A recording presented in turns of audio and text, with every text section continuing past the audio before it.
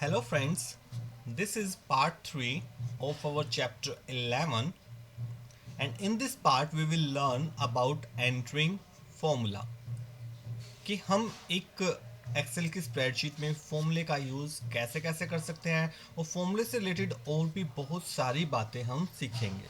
ठीक है, तो थोड़ी ज़्यादा डिटेल में अब हम फॉर्मूले को पढ़ेंगे इस पार्ट के अंदर। So let's start our today's video.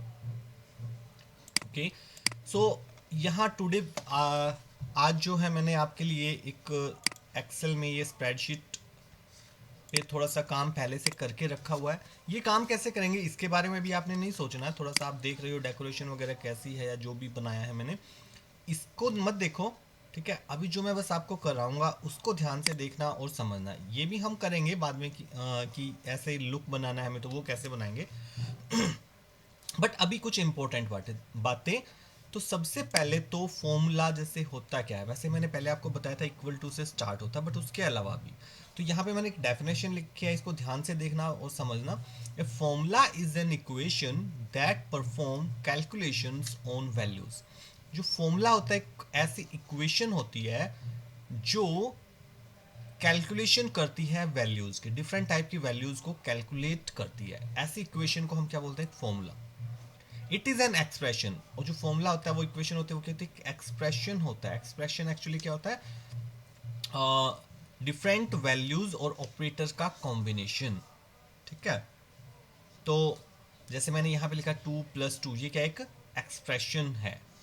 Okay, so it is an expression that can include cell address. ये एक ऐसा एक्सप्रेशन होता है जिसके अंदर क्या क्या चीजें हो सकती हैं। सेल एड्रेस हो सकते हैं, नंबर्स हो सकते हैं, एरिथमेटिक ऑपरेटर्स, ये जो मैंने बताया था यहाँ पे लिखे हुए जैसे प्लस माइनस स्टार और स्लैश, एंड इसको हम एक्सपोनेंशिएशन बोलते हैं। ठीक है, एक्सपोनेंट ऑपरेटर। तो ये डिफरेंट ऑपरेटर्स हैं। एंड पैरेंथेसिस, और एक पैरेंथेसिस हो सकता है, जैसे ये यहाँ पे मैंने लगा रखे, ये पैरेंथेसिस है। ठीक है, जिसको आप स्मॉल ब्रैकेट बोलते हो। The result of the calculation is displayed in the cell where the formula is entered. और जो फॉर्मूला होता है उसका जो रिजल्ट होता है वो उस सेल में डिस्प्ले होता है जिस सेल में हम फॉर्मूले को यूज करते हैं।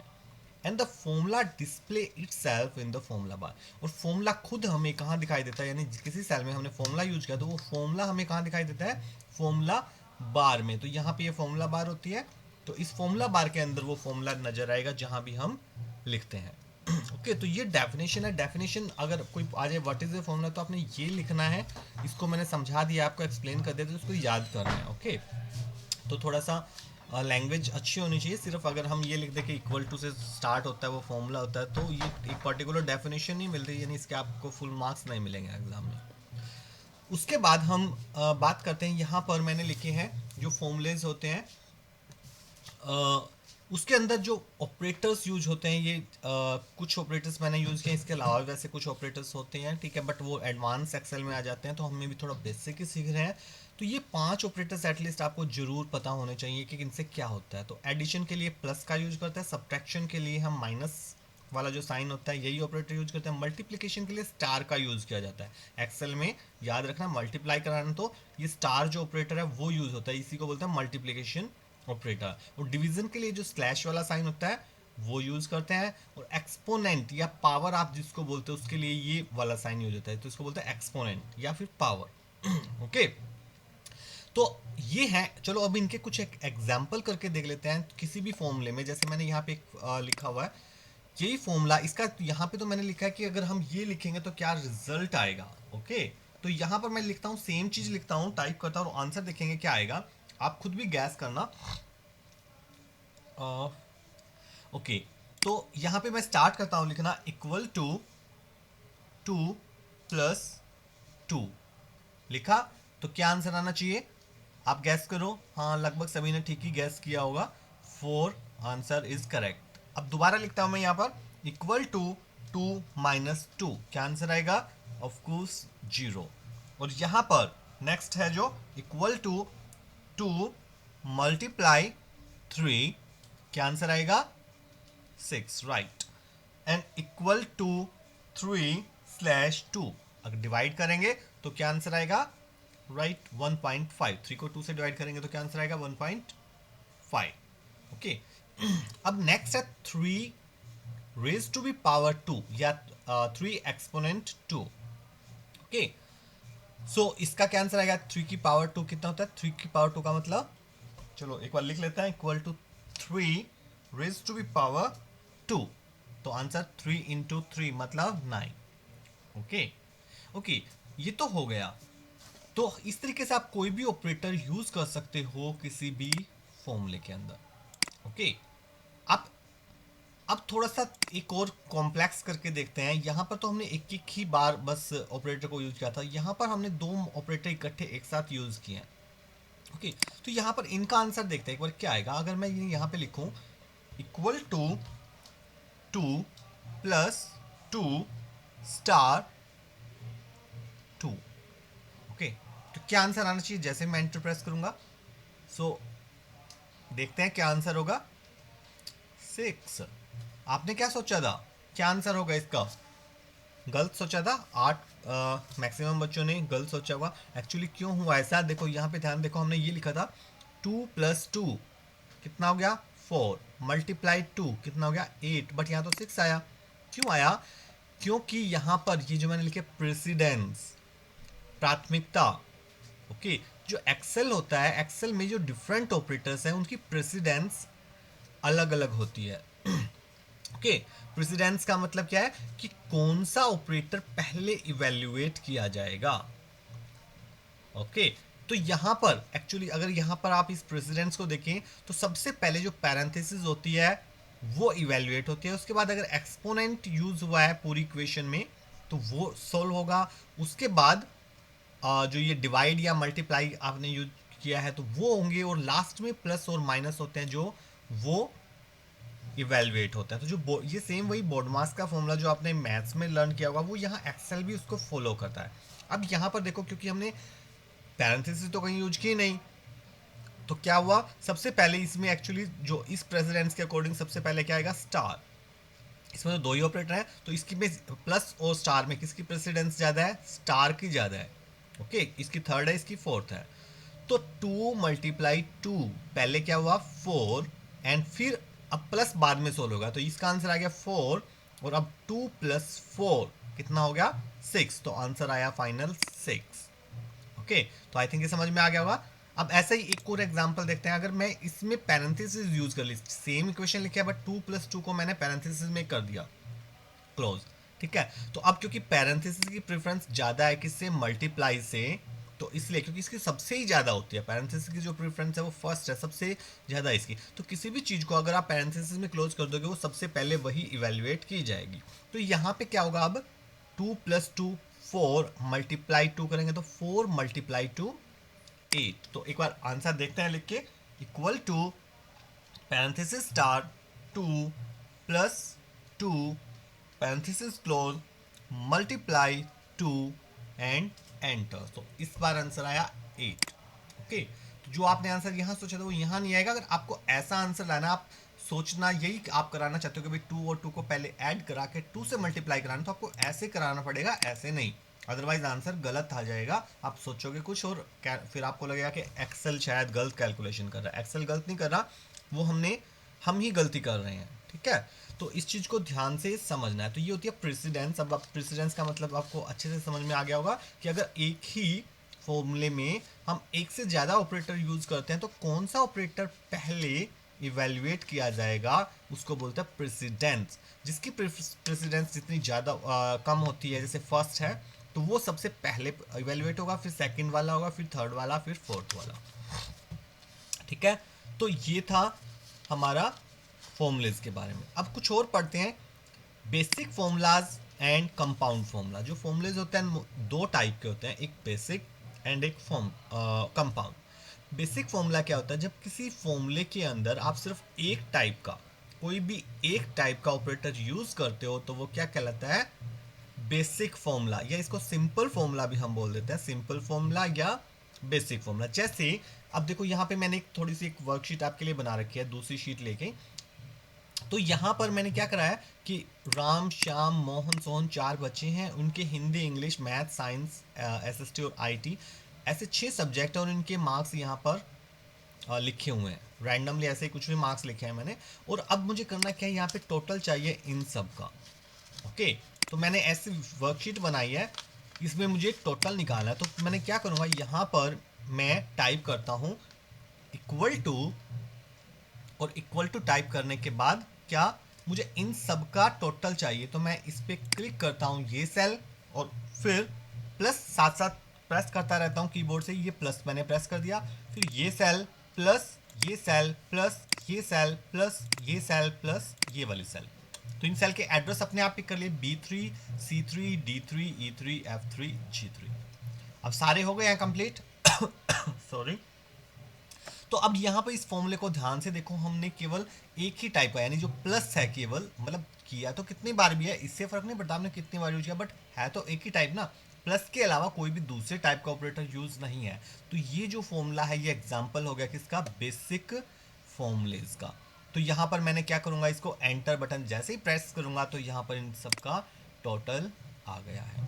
ठीक है, इसका मैंने एग्जाम्पल आपको पहले भी कराया था। आप चाहिए ऐसे भी यूज करो, इक्वल टू, अगर आप खुद टाइप भी कर रहे हैं तो B4 plus C4 plus D4 plus E4 plus F4 plus G4। एक और बात का ध्यान रखते हैं, जब आप टाइप कर रहे हैं तो आप सेल एड्रेस में जो कॉलम के नेम्स हैं वो टाइप कर रहे हैं, जब चाहे आप स्मॉल में टाइप करो चाहे कैपिटल में टाइप करो, उससे कोई फ़र्क नहीं पड़ता, एक ही बात होती है। ओके, तो ये टाइप करने के बाद, और टाइप भी कर सकते हो या क्लिक करके भी आप कर सकते हो, जैसे मैंने पहले किया था। तो मैं एंटर करूँगा तो ऐसे इन सब का भी टोटल यहाँ पे आ गया। आपको खुद से टोटल करने की ज़रूरत नहीं है। तो यहाँ पर आपने जो ऐसे ही आप इन दोनों का भी निकाल सकते हो। ठीक है, तो ये जो हमने किया ये क्या था, ये हमने कौन सा फॉर्मूला यूज किया, बेसिक फॉर्मूला। अब बात करते हैं कंपाउंड। अब जैसे यहाँ पर आपको एवरेज चाहिए, जितने भी बच्चे हैं उन सबके हिंदी में एवरेज मार्क्स कितने बने, ऐसे इंग्लिश में सभी बच्चों के एवरेज मार्क्स कितने हैं वो निकालने हैं। तो अलग अलग सब्जेक्ट के एवरेज मार्क्स निकालने हैं। तो उसके लिए अब एवरेज कैसे निकालते हैं, हम इसके लिए भी फॉर्मूला यूज कर सकते हैं। तो एवरेज आपने मैथ्स में सीखा होगा, पहले 8th क्लास में भी सीखा होगा, या 9th क्लास में। तो एवरेज निकालने का एक सिंपल सा फॉर्मूला, जिसको मीन आप बोलते हो, मीन निकालना सीखा होगा ना। तो जितने भी नंबर्स होते हैं उन सभी नंबर्स को क्या कर दो, ऐड कर दो, और फिर जितने वो नंबर्स हैं उस नंबर से डिवाइड कर दो। जैसे ये चार, इन चारों नंबर्स को ऐड करके 4 से डिवाइड कर दो तो क्या आ जाएगा, इनका एवरेज। तो यही काम हमें यहाँ पे करना है। तो क्या करेंगे, इक्वल टू, देन ये वाला नंबर प्लस ये वाला नंबर प्लस ये वाला नंबर प्लस ये नंबर, और फिर क्या करेंगे, डिवाइड कितने से, कितने नंबर टोटल, 4, तो 4। ठीक है, तो ये हो गया, एवरेज निकल जाएगी, आ जाएगी, नहीं आएगी, गलत आएगा आंसर। क्यों आएगा, क्योंकि अभी पिछले में आपने चैप्टर में पढ़ा था प्रेसिडेंस। हमें करना क्या होता है, पहले इन चारों का सम कराना है, फिर जो सम आएगा उसको डिवाइड कराना है 4 से।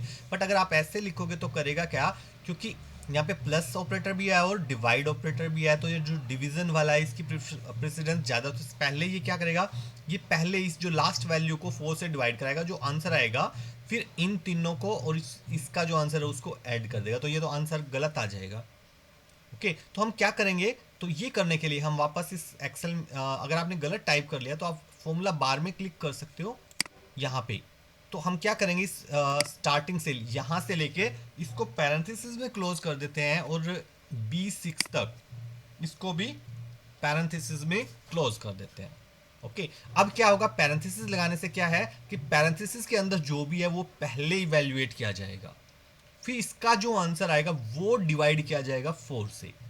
ओके, तो अब इन चारों को पहले ऐड किया जाएगा और फिर 4 से डिवाइड करेंगे। बस ये होने के बाद अब मैं एंटर बटन को प्रेस कर सकता हूं। जैसे मैं एंटर बटन को प्रेस करूंगा तो इसके एवरेज आ गया कि हिंदी में जितने भी बच्चे हैं उन सब का एवरेज है 46.25।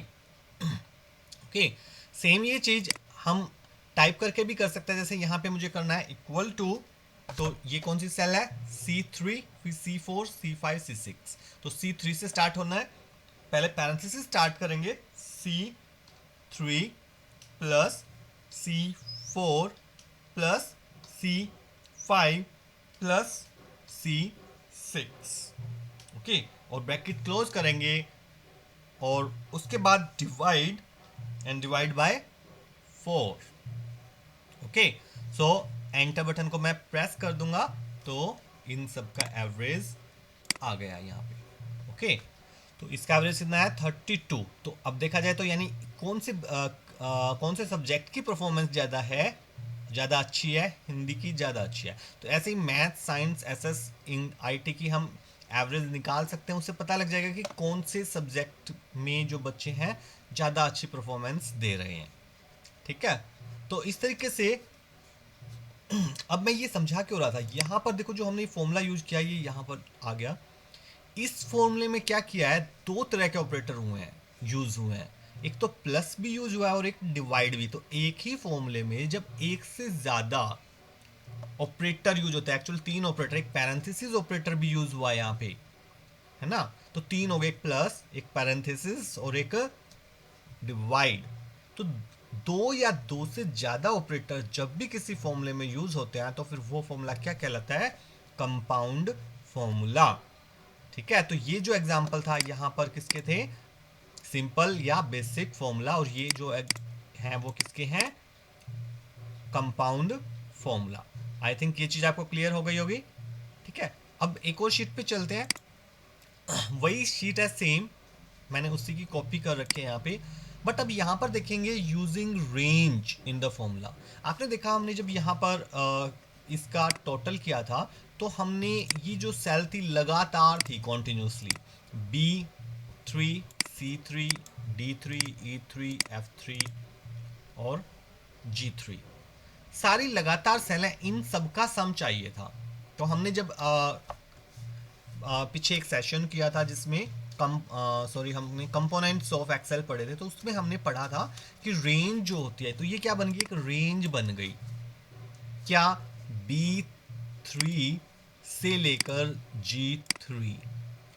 तो फॉर्मूले में ऐसे कॉन्टिन्यूस जब वैल्यू हो वो यूज करनी हो, तो उनकी जगह एक एक वैल्यू को लिखने की बजाय हम डायरेक्ट रेंज भी पास कर सकते हैं। बट जो रेंज होती है वो फॉर्मूले में यूज डायरेक्ट नहीं होती, वैल्यूज की जगह वो क्या होगा, फिर हमें फंक्शन कोई ना कोई यूज करना पड़ेगा, ओके। अभी फंक्शन क्या होते हैं ये डिटेल में मैं थोड़ा सा भी आपको बाद में बताऊंगा।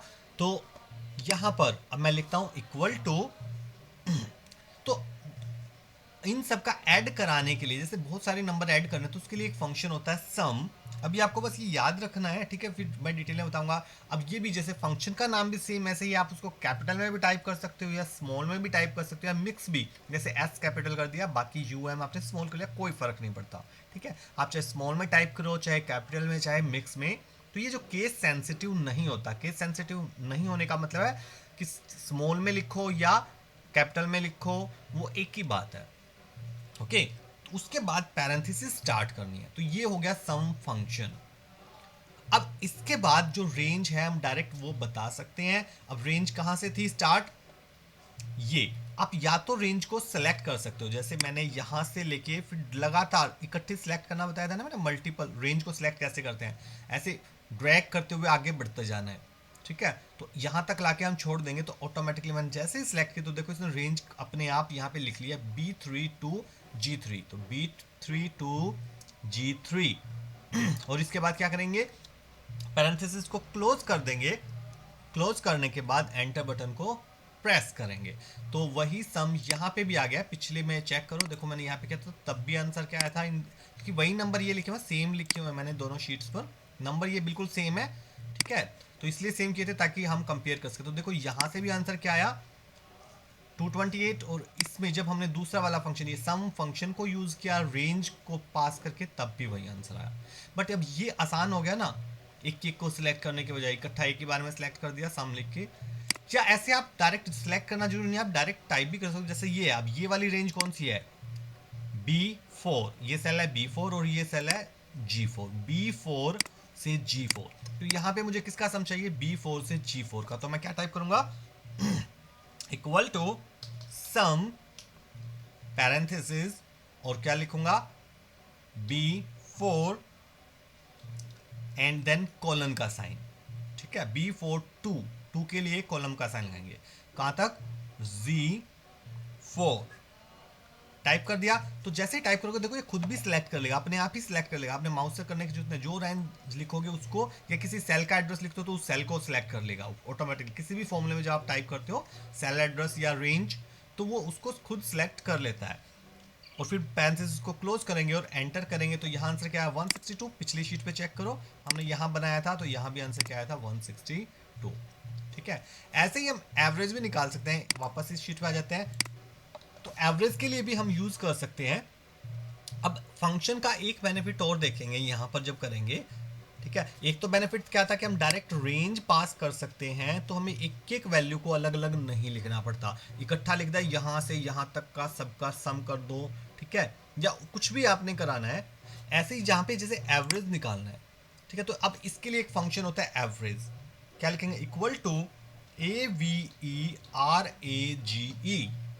स्मॉल में लिखो कैपिटल में लिखो कोई फर्क नहीं पड़ता।